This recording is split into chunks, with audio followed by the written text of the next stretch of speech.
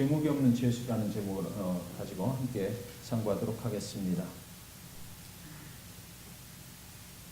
우리가 알고 있는 요셉 구약의 인물 중에서 요셉이라는 사람이 있죠. 이 요셉은 꿈의 전문가라고 할 수 있습니다. 꿈으로 인해서 그의 모든 삶의 부분들이 하나님이 원하시는 그런 길을 갈 수가 있었던 그런 사람입니다. 그는 꿈으로 인해서 인생의 수많은 굴곡을 또 경험을 해야만 했던 것입니다. 그가 꿈을 꾸고 나서 그 꿈을 그의 형제들에게 말하는 순간 그의 꿈은 그 꿈의 내용대로가 아니라 그의 인생이 완전한 좌절의 길로 걸어가야만 했던 그런 것이 있었습니다. 형들에 의해서 채색 옷은 벗겨졌어요. 형들은 요셉을 사막의 구덩이 속에 밀어 넣어버렸습니다. 구덩이에서 꺼내서 애굽 사람들에게 노예로 그를 팔아버렸어요. 애굽의 친위대장 보디발의 집에서 노예로 살아야만 했던 것입니다. 그 꿈의 내용은 전혀 그렇지 않았는데 그 꿈의 내용은 굉장히 소망적이었고 그 꿈의 내용은 굉장히 축복된 것이었지만 그러나 그 꿈이 세상에 알려지는 순간 그의 인생의 길은 좌절과 낭만과 절망의 길을 가야만 했던 것입니다. 어느 날 감옥에서 한 감방에서 지내는 술 관원장과 떡 관원장 이 꿈을 꾸는 거예요.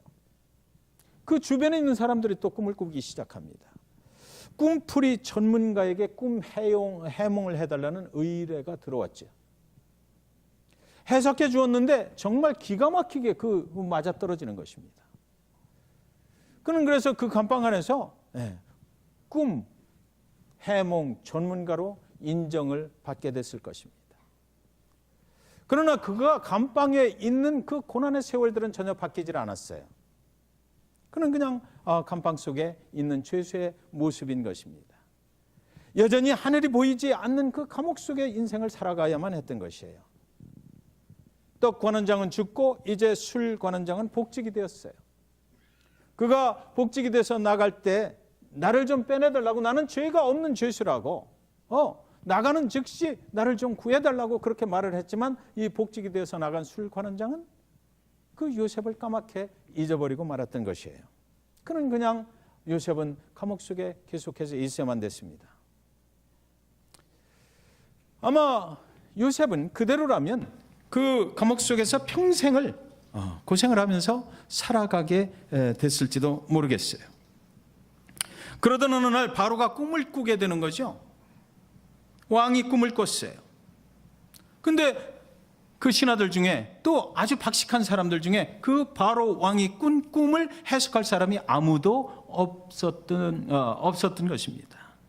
그래서 그때 술 관원장이, 그 바로의 시중을 들고 있는 술 관원장이 그때에야 비로소 옛날에 내가 감옥에 있을 때 그때 내 꿈을 해석해 주었던 요셉이라는 사람이 있지. 그 사람이 정말 기가 막히게 꿈 해몽을 해서 그것을 맞췄었는데 라는 생각을 하게 됐던 것입니다. 그래서 요셉이 이제 바로 왕 앞으로 불려나가고 그의 꿈을 해석을 했어요. 그리고 기가 막히게 그의 꿈 해몽은 또 맞아떨어졌던 것이지요. 바로가 그에게 내가 듣기로 너는 꿈 해몽 전문가라고 그러더라. 그러니까 내 꿈도 좀 내가 풀어줬으면 좋겠다. 그렇게 요청을 했을 때에 내가 꿈 전문가입니다. 누구든지 꿈을 꾼 사람의 꿈은 나에게 가져오면 내가 정확하게 다 풀어드릴 수 있습니다라고 요셉은 말하지 않았다라고 성경 기록이 되어 있습니다. 그럴 만도 하잖아요. 지금 이제 바로 왕 앞에 서서 그동안의 술 관원장의 그 꿈, 떡 관원장의 꿈도 알아맞혔고, 그리고 옛날에 자기가 꾸었던 그런 꿈을 가지고 평생을 살아가는 사람인데 그럴 만도 하잖아요. 꿈에 대해서라면, 꿈을 해몽하는 것에 대해서라면 이제 전문가적인 그런 그 견해를 가지고 있는 사람인데 그럴 만도 한데 성경에 기록되기를 뭐라고 기록됐냐면 창세기 41장 16절에 요셉이 바로에게 대답하여 이르되 내가 아니라 하나님께서 바로에게 편안한 대답을 하시리이다. 41장 25절에 요셉이 바로에게 아뢰되 바로의 꿈은 하나라 하나님이 그가 하실 일을 바로에게 보이심이니이다. 또 41장 28절에도 내가 바로에게 이르기를 하나님이 그가 하실 일을 바로에게 보이신다 함이 이것이라. 41장 32절에도 바로께서 꿈을 2번 겹쳐 꾸신 것은 하나님이 이 일을 정하셨음이라 하나님이 속히 행하시리니 이렇게 얘기해요. 꿈 해몽을 하는 것은 내 일이 아니고 하나님이 하시는 일이다. 하나님께서 주신 꿈이니까 하나님께서 해석하실 것이다. 나는 그 하나님이 허라는 대로 하나님께서 내 입술에 부어주는 말을 당신에게 하는 것뿐이다 라는 거죠. 하나님이 그가 하실 일을 바로왕 당신에게 그 꿈을 통해서 알려주시는 것이다 라는 거예요. 그 요셉이 옛날에 꿈을 2번 꿨거든요. 그리고 나서 지금 쭉 이런 인생을 살아가게 되는 거예요. 그래서 자기는 지금 믿는 겁니다. 그 하나님이 주신 꿈, 그것을 나에게도 2번 꾸게 했을 때 내가 확신을 가졌었는데 하나님께로부터 온 꿈이다라는 그런 확신을 갖게 됐었는데 지금 당신도 2번 꿈을 꾼 거 보니까 분명히 이 꿈은 하나님이 주신 꿈이다. 그래서 지금 하나님께서 그 꿈을 해석하시는 대로 그 일이 분명히 당신 인생에 일어날 것이다 라고 확증을 해버리는 것입니다. 하나님이 하신다라는 거죠. 온통 지금 요셉은 사람의 힘으로 그 꿈의 행몽이 드는 것이 아니라 하나님께서 주신 꿈은 하나님께서 말씀하신다. 하나님께서 당신에게 주시는 메시지다라고 분명하게 말하고 있는 것입니다. 그는 꿈의 전문가이지만 그보다도 영성이 받쳐주는 전문가였다는 거예요. 여러분, 여기서 이제 우리는 모든 생각을 한번 집중해 보시기 바랍니다. 우리가 전문적인 일을 해요. 목회자는 설교하는 일을 하고 또 목회 사역의 전문가입니다. 그것을 위해서 신학교를 졸업하고 그 일을 해나가는 거예요. 여러분, 교회에 신앙생활을 하시는 분들도 신앙의 전문가가 되는 거죠. 성숙한 성도로서의 전문가적인 삶을 살아가게 되는 거예요. 교회에 여러분들이 여러 가지 일들을 맡고 하나님의 교회의 지체로서 하나님의 교회를 섬겨나가는 것입니다. 이런 분야 저런 분야에서 하나님의 교회를 통해서 하나님께 영광 받으실 수 있도록 그 일에 참여를 하는 전문가들이 바로 집사님이고 권사님이고 장로님이고 그런 거죠. 우리 성도님들이신 거예요. 그런데 전문가로서 영성을 겸비하지 아니한 전문가는 굉장히 위험하다라는 거죠. 여기 요셉의 모습을 통해서 우리가 밸런스를 맞추는 신앙생활을 해야 되겠다. 영성이 뒷받침되지 않은 전문가는 굉장히 위험합니다. 내 자신을 내세울 수밖에 없기 때문에 그래요. 영성이 뒷받침되었을 때 이것이 모든 것들이 하나님께서 인도하시는 일이고 하나님이 하시는 일이다라는 것을 그 영성으로 증명해낼 수 있어야만 그 전문가적인 그런 신앙생활을 온전히 할 수가 있고 하나님께 영광이 돌려진다라는 것이에요. 이 요셉이요, 그걸 하고 있는 거예요. 지금 자기 인생의 모든 과정 중에서 자기가 잘하고 있는 것 충분히 알지만 그러나 그 모든 일들은 하나님께서부터 인도함 받는 것이다라는 거죠. 하나님이 하시는 일이지 내가 하는 일이 아니다라는 것입니다. 내가 전문적인 일을 할 수 있도록 그렇게 여기까지 인도해 주신 분은 내가 아니고 하나님이시다라는 거예요. 당신 앞에 일어나고 있는 이런 모든 일들도 내가 보니까 그것은 하나님이 하시는 일이다라는 거죠. 여러분이 어떤 성도님의 위로하고 싶어요? 어떤 성도님을 위해서 기도하고 싶어요? 어떤 성도님이 내가 보니까 내가 환상을 봤어? 그 성도님이 꿈 중에 나타나서 어떤 위로를 받기를 원해. 그래서 그 성도님에게 전화를 해. 내가 보니까 당신 이렇게 해야 돼. 라는 것이 아니다라는 거예요. 하나님께서 당신을 이렇게 위로하고 싶으시다라고 나에게 말씀하셔서 내가 전달을 해드리는 겁니다라는 거죠. 하나님. 내가 믿는 예수 그리스도 그분께서 하시는 일이다라는 거예요. 그래야 하나님의 영광이 나타나고 그래야 예수 그리스도 그 이름이 높임을 받는 거죠. 내가 세상에서 어떤 일을 잘해. 그래서 그 일을 가지고 내가 하나님을 섬겼더니 굉장히 이 일이 잘 되는 것 같아요. 그래서 내가 얘기하기를 나는 세상에서 전문가고 교회 일에도 전문가야라고 해서는 안 된다라는 것이에요. 쓰러진다라는 것입니다. 영성이 뒷받침되지 않는 그런 전문가는 하나님 앞에서 쓰러지고 실패하고 좌절을 경험할 수밖에 없고 갈등을 만들어낼 수밖에 없다라는 거죠. 여러분, 이제 우리는 오늘 본문 속으로 한번 들어가 보겠습니다. 오늘 본문 속에서 바울은 예루살렘에서 결박과 환난을 당하게 되는 거예요. 그죠? 우리가 계속해서 사도행전을 보아하고 있지만 에베소를 떠날 때 예루살렘에서 결박과 환란이 나를 기다린다. 그래도 나는 그 길을 간다 그랬어요. 진짜 예루살렘에 와보니까 결박과 환란이 그를 기다리고 있었어요. 그 성전에, 예루살렘 성전에 안토니오 요새에 근무하는 그 천부장에게 바울이 이제 잡히가 되잖아요. 그런데 천부장이 들어보니까 바울이 죄를 지은 게 없어요. 바울은 가만히 보니까 죄를 지은 게 아니고 유대인들이 거짓 증언들을 만들어가지고 그를 고소하고 그를 죽이려 하는 것뿐이에요. 23장 29절에 보면 고발하는 것이 그들의 율법 문제에 관한 것뿐이요 한 가지도 죽이거나 결박할 사유가 없음을 발견하였나이다 이래요. 바울에게는 죄가 없는 것이 증명이 됐습니다. 복음을 전하는 것 외에는 문제가 될 것이 없었어요. 그가 전하는 것이 무엇입니까? 복음이거든요. 구약에 예언됐던 예수 그리스도 그분이 오셔서 이 땅에서 저 유대인들이 십자가에 못 박아라 죽인 그 예수, 그분이 메시아다. 그리고 그를 믿는 자마다 영원한 천국에 이르고 부활의 생명을 얻으리라라는 것이에요. 그것을 믿는 자는 구원을 얻게 될 것이다라는 거죠. 그런데 이렇게 복음을 증거하는 바울이 정치적으로 또 유대 그 사회 속에서 어떤 죄가 있느냐라는 것입니다. 소동시켰다, 소란케 했다, 성전을 거룩지 못하게 했다, 여러 가지 제목들을 만들어서 사람들은 그를 죽이려 했던 것입니다. 유대인 지도자들이 바울을 길에서 매복하고 있다가 죽이려고 하는 거예요. 천부장은 호위병들을 붙여서 가이사랴의 총독 벨릭스에게 그를 보내게 되거든요. 그 과정 중에서 또 다른 재판으로 연결이 되는 것입니다. 그래서 예루살렘에서 그의 몸이 이제 호위병들과 함께 어디로 가요?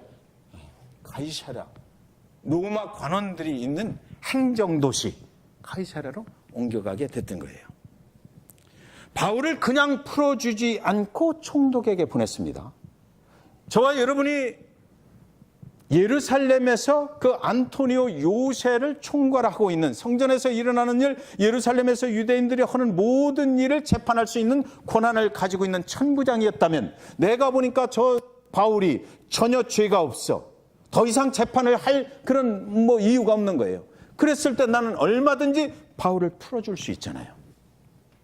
그죠? 야, 나가, 너 죄 없어, 할 수 있어요.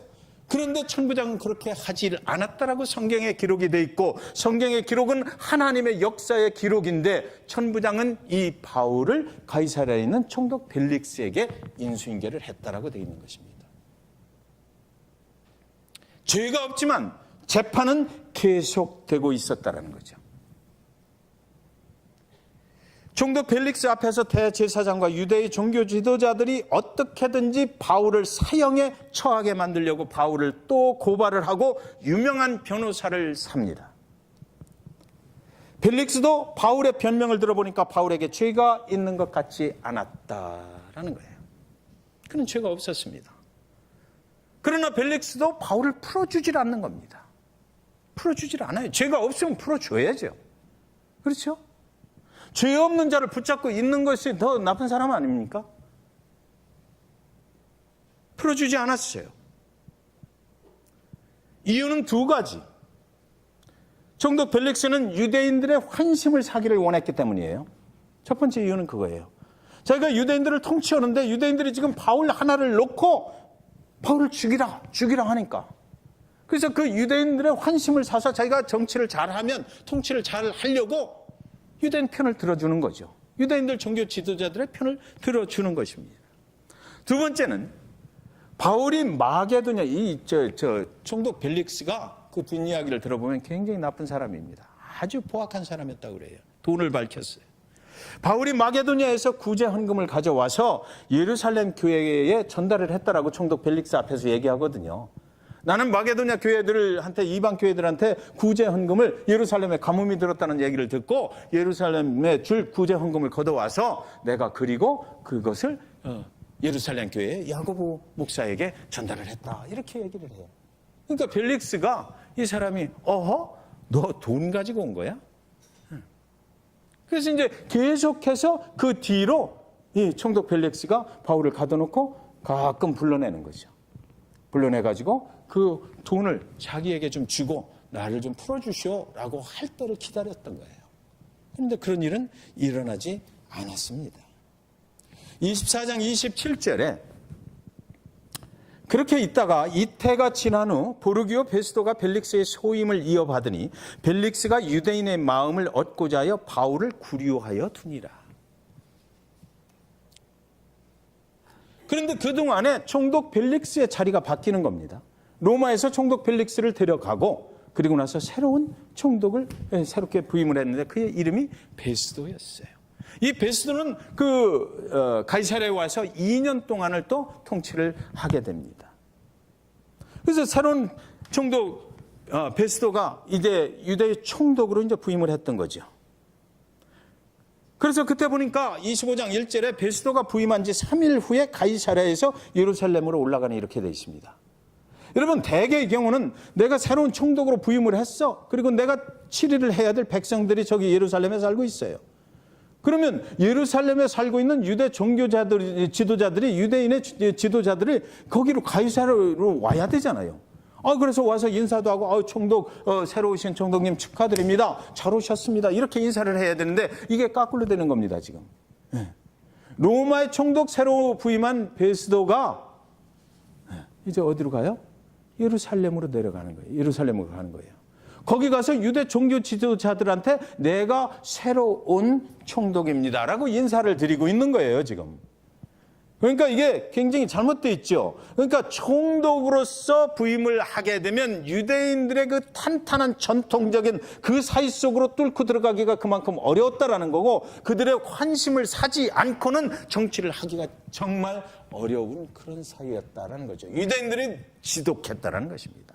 유대인들이 가지고 있는 그 정통을 깨트려 버릴 수가 없을 정도로 그들은 아주 똘똘똘똘 뭉쳐 있어서 그런데 이 사람이 3일 만에 그 예루살렘에 내려가서 그 사람들하고 인사를 나누고 있는데 이 사람들이 뭐라고 그래? 바울을 고소합니다. 총독 벨릭스가 있을 때도 우리가 고소를 했는데 아직도 해결이 안 됐어. 그 사람을 죽여야 됩니다. 그 사람은 잘못된 사람입니다. 얘기를 하는 거예요. 25장 3절에 베스도의 호의로 바울을 예루살렘으로 옮기기를 청하니 이는 길에 매복하였다가 그를 죽이고자 함이더라. 이 사람들이 뭐라고 그러냐면 지금 바울이 우리가 죄인이라고 하는 그 바울이 지금 가이사랴의 그 감옥 속에 있다. 구금되어 있는 상태니까 그를 이쪽으로 보내줘라. 예루살렘으로 보내줘라라는 거예요. 그럼 우리가 알아서 하겠다라는 거죠. 새로운 베스도 총독에게 그들이 요청을 하는 것입니다. 가이사랴에서 바울을 끄집어내서 예루살렘으로 와서 여기서 신문을 하든지 재판을 받을 수 있도록 해줘라. 그런데 그들은 왜 그렇게 하기를 원했다고요? 이는 길에 매복하였다가 그를 죽이고자 함이더라. 이들은 끝까지 아주 끈질기게 이게 먼저 그랬잖아요. 예루살렘에서도 한번 그랬거든요. 예루살렘에서도 그 매복해서 길에서 죽여버리려고 그랬어요. 그래가지고 그 천부장이 안 되겠으니까 이게 로마 시민권자인데 그러면 안 되겠으니까 총독 벨릭스에게 보냈던 거예요. 그래서 그들이 그 실패로 돌아갔죠. 근데 지금 새로운 베스도 총독이 오니까 또 얘기를 하는 것입니다. 길에서 매복하고 있다가 이들은 뭐 매복했다가 사람 죽이는 것이 아주 그 특기였던 것 같아요. 계속해서 똑같은 방법으로 그 사도 바울을 죽이려고 했던 것이에요. 바울을 예루살렘으로 보내달라는 이유는 바울을 감쪽같이 죽여버리겠다라고 하는 거예요. 처단해서 없애버리겠다. 베스도가 가이사랴에 돌아와서 바울에게 그래서 너 그럼 예루살렘 사람 있는 그 유대 너하고 똑같은 유대인 종교 지도자들이 그렇게 얘기를 하는데 너 그럼 예루살렘에 가서 거기서 신문을 받겠느냐라고 이렇게 이제 질문을 해봅니다. 그렇게 하는 것이 좋지 않겠느냐 이렇게 권면을 하는 거예요. 왜? 자기도 유대인들의 환심을 사야 되기 때문에. 25장 9절에 베스도가 유대인의 마음을 얻고자 하여 바울더러 묻되 네가 예루살렘에 올라가서 이 사건에 대하여 내 앞에서 신문을 받으려느냐. 바울을 이용해서 유대인의 환심을 사고 자기 정치 권력 권세를 이렇게 확보를 하겠다라는 거죠. 그러나 바울은 유대인들이 말하는 죄가 없음을 그때 분명하게 얘기합니다. 나는 죄가 없어. 유대인인 종교 지도자들이 하는 그 죄 제목에 내가 해당되는 게 아무것도 없고 그들이 다 만들어낸 거짓이야 라고 분명하게 얘기를 해요. 나는 죄가 없다 라는 걸 분명하게 얘기합니다. 그리고 예루살렘에서 가이사랴에 올라온 유대 종교자들이 성경에 보니까 뭐라고 되어 있냐면 바울의 죄를 증명하지 못했다라고 얘기합니다. 이제 베스도가 벨릭스보다는 좀 나은 것 같아요. 그 사람들이 고소를 했으니까 그러면 너희들이 말하는 그 죄를 증명을 하라 이거죠. 바울이 어떻게 해서 그런 죄가 있느냐라는 것을 너희가 증명을 해야 돼. 그렇죠. 재판의 결과가 나오려면 그 죄가 증명이 돼야 되잖아요. 그런데 여기서 이 사람들이 증명을 할 수가 없는 거예요. 증거가 없는 것입니다. 벌써 2년 전에부터 시작됐던 이 재판인데 여기 와서 증거를 대지를 못하는 거예요. 그럼 말만 한 거죠. 여러분, 복음을 증거할 때 헛소문, 거짓 이런 것들로부터 환난을 받게 돼요. 그것이 복음 증거의 사명을 받은 사람들이 가는 길이다라고 성경은 지금 얘기하고 있는 거거든요. 그래서 바울의 죄를 증명하지 못했다. 그 이야기는 또 뭡니까? 이제 베스도는 바울을 풀어주어야 한다는 거죠. 그죠? 죄가 없는 사람을 데리고 있으면 안 되잖아요. 죄가 없는 것, 죄를 증명하지 못했으니까 그 재판은 이제 무죄로 선고가 돼야 되고 바울을 풀어줘야만 되는 거예요. 이때 바울은 풀려나서 자유의 몸이 될 수 있는 기회를 잡은 겁니다. 나는 이제 풀려날 수 있어요. 그러나 바울의 마음은 여기 보면 풀려나려고 하지 않았다라고 성경이 기록하고 있습니다. 25장 25절에 보니까 내가 살피건대 죽일 죄를 범한 일이 없더이다. 그러나 그가 황제에게 상수한 고로 보내기로 결정하였나이다. 이게 무슨 얘기냐면 이 베스도가요. 그 유대 종교지들하고 신문하고 이렇게 해서 보니까 베스도가 볼 때 전혀 죄가 없어요. 바울은.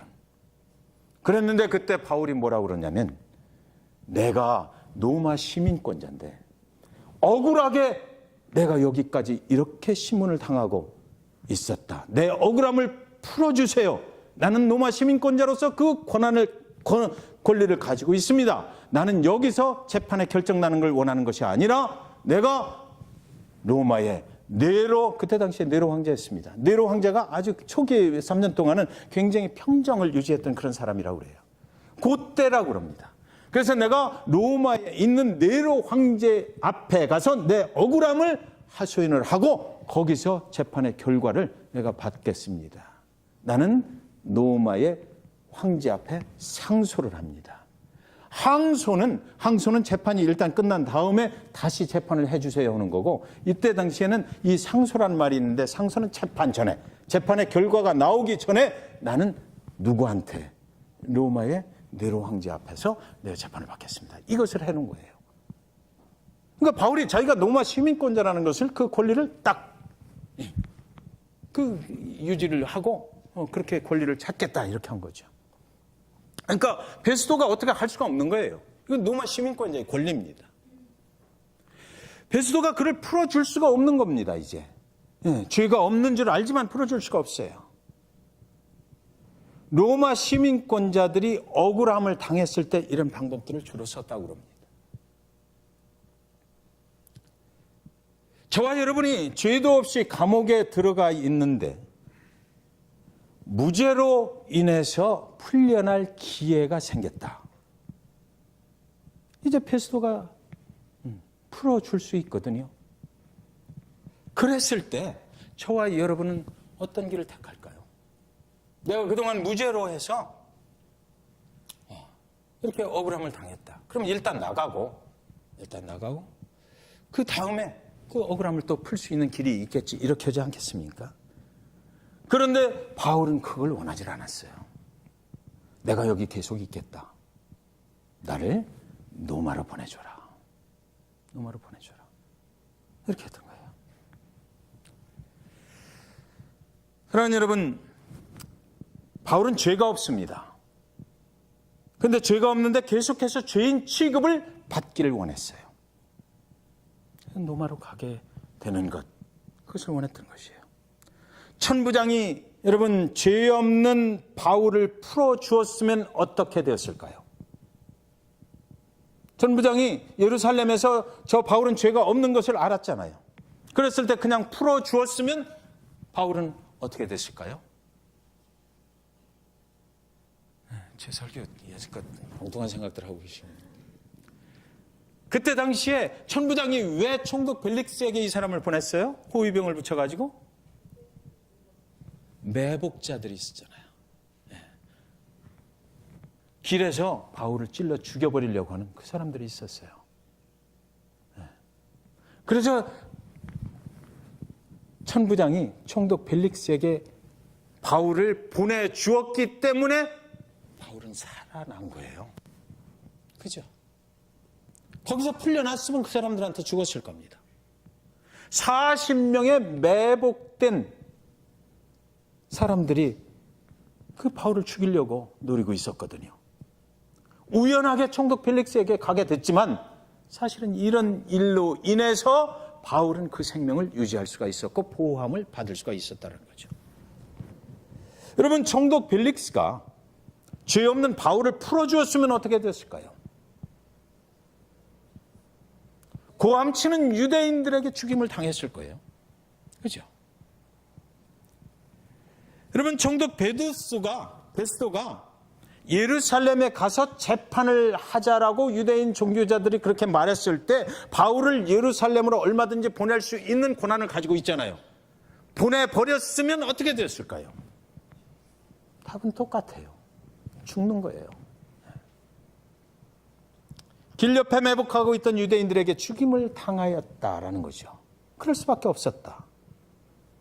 여러분, 바울이 로마에 있는 네로 황제에게 직접 재판을 받겠다고 상소를 하지 않았으면 어떻게 됐을까요? 베스도는 그를 풀어줬겠죠. 그 결과는 어떻게 됐을까요? 바울은 죽는 거예요. 죽는 거예요. 그는 유대인들에게 죽임을 당해야만 했을 것입니다. 끝없는 환난과 끝없는 결박이 바울을 따라다니는 거예요. 왜 그랬을까요? 바울을 결박과 환난을 통해서 인도하고 보호하고 계신 하나님이 그렇게 하신다라는 거죠. 지금 하나님이 그렇게 하시는 거예요. 23장 11절에 보면 23장 그 앞으로 가보면 담대하라, 내가 예루살렘에서 나의 일을 증거한 것 같이 로마에서도 증거하여라 하리라.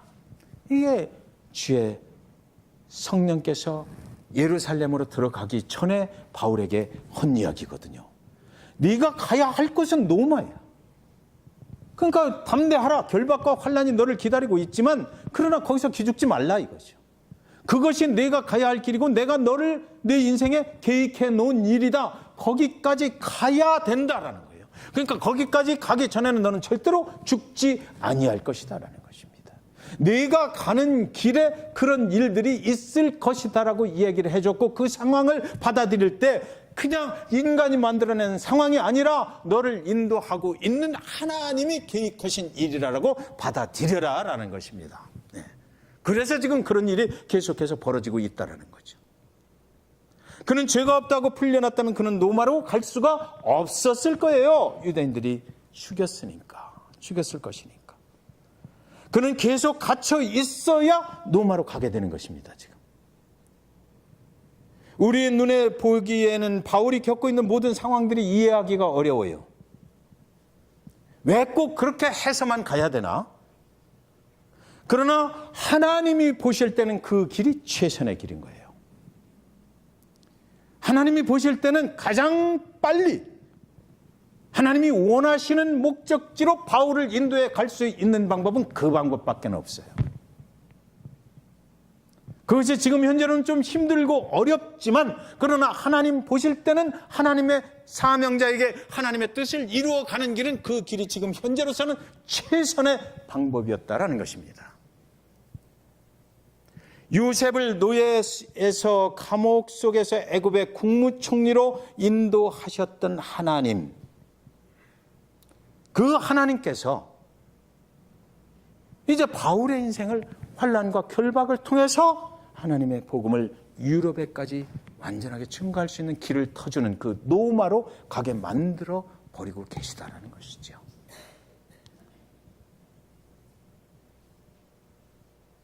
요셉에게 꿈을 주셔서 그의 길을 그렇게 인도했던 하나님께서 바울에게도 그의 길을 그렇게 지금 인도하고 계시다.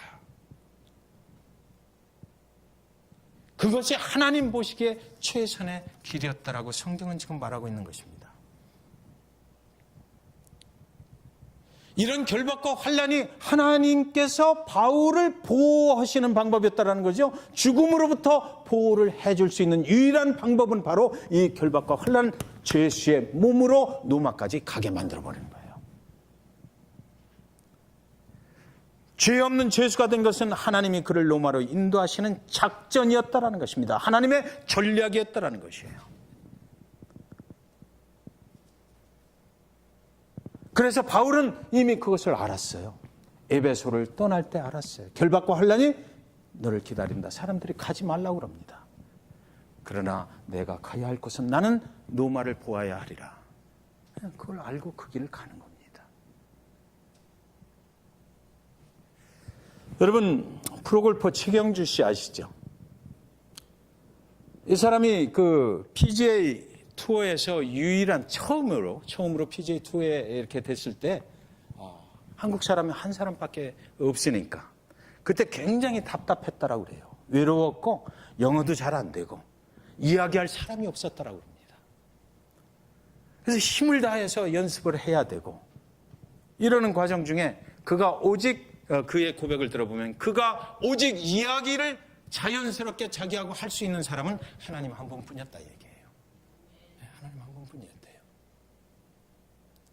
시시콜콜한 모든 것들을 하나님께 나는 말하였습니다. 그가 이렇게 이야기합니다.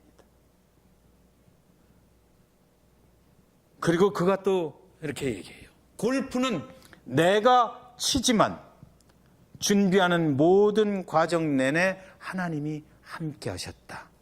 하나님이 나의 버팀목이 되어주셨다.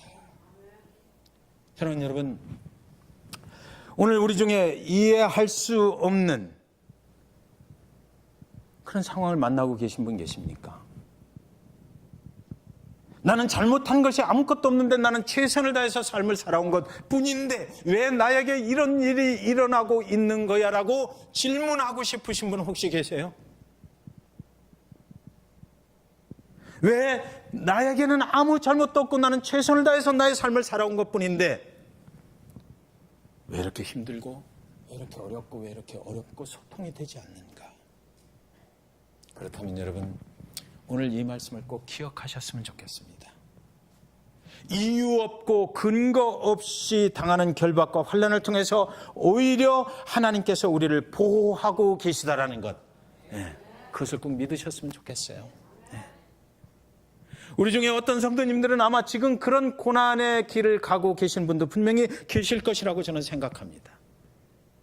이해할 수 없는 인간의 상식선을 벗어나는, 내가 어찌할 수 없는, 내 능력으로 아무것도 할 수 없는 그런 고난의 시간들 속에서, 그러나 그 시간 후에 그 방법을 통해서 하나님께서 나를 원하시는 목적지로 인도해 가고 계시다.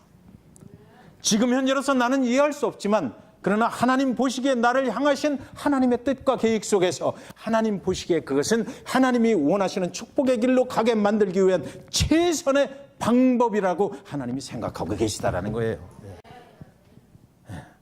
여러분, 그래서 오늘 이 말씀이 그냥 결박과 환난을 당했다는 말씀이 아니고 저와 여러분에게 하나님께서 주시는 축복의 메시지다라는 것입니다. 여러분, 혹시 그런 어려움 중에 계신 분 계시다면 이 말씀을 꼭 기억하시고 그 어려움과 환난 속에 함께 하시는 하나님 앞에 순종하는 마음으로 그것을 완전하게 하나님의 손을 잡고 통과해 나가시기를, 그래서 하나님이 원하시는 축복의 땅으로 가시기를 주님의 이름으로 간절히 축원드립니다. 기도하겠습니다.